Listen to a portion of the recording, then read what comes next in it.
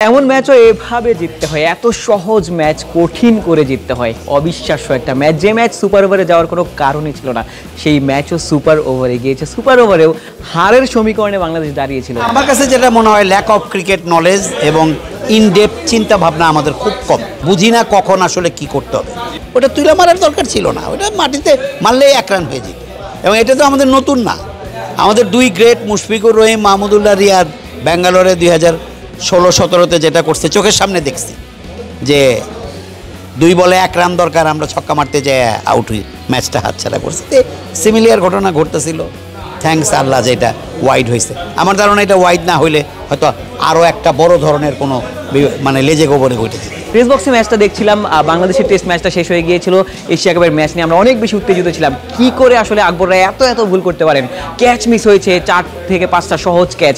সেই ম্যাচ কি করে আসলে সুপার ওভারে যায়, যেখানটাতে 2 রান কমপ্লিট হয়ে গেল, বাংলাদেশের ম্যাচ হারার কোনো কারণ ছিল না। আকবর সেখানটাতে তার ব্রেন ফেড হয়েছিল, তিনি আসলে থ্রো করেছেন, একটা বাড়তি রান দিয়েছেন, ম্যাচটা সুপার ওভারে গিয়েছে। কি করে বা আসলে সুপার ওভারে যায়? রিপন মণ্ডলকে ক্রেডিট দিতে হয়, অবিশ্বাস্য বোলিং করেছেন, এই টুর্নামেন্টের পিক অফ দ্য বোলার, অবিশ্বাস্য বোলিং, এবং 8টা উইকেট নিয়েছেন এবং সুপার ওভারে 2টা উইকেট, যদিও বা সেগুলো কাউন্ট হবে না। রিপন মণ্ডলের জন্য অবশ্য বাংলাদেশ এই ম্যাচটা জিততে সক্ষম হয়েছে। সুপার ওভারে কোনো রান তিনি বেলাননি, বাংলাদেশ আলটিমেটলি ওয়াইড থেকে রানটা নিতে পেরে এবং এশিয়া কাপের ফাইনালের মঞ্চে উন্নীত হয়েছে। ভারতের বিপক্ষে বারবার এমন সিচুয়েশনে পড়তে হয় কেন ভাই? এটা একটা বড় কারণ হচ্ছে যে ভারতীয়রা তো অবশ্যই তাদের স্কিল শুধু না, তাদের এক্সপেরিয়েন্স যে লেভেলেই হোক, সেটা এজ লেভেলে হোক, ন্যাশনাল টিমে হোক, ভারতীয়দের সেন্স এবং সিকোয়েন্স ওয়াইজ তাদের পারফর্ম করার অ্যাবিলিটি বেশি। তারা কি বলে, পরিবেশ পরিস্থিতিটা নিজেদের মতো করে তৈরি করতে পারে।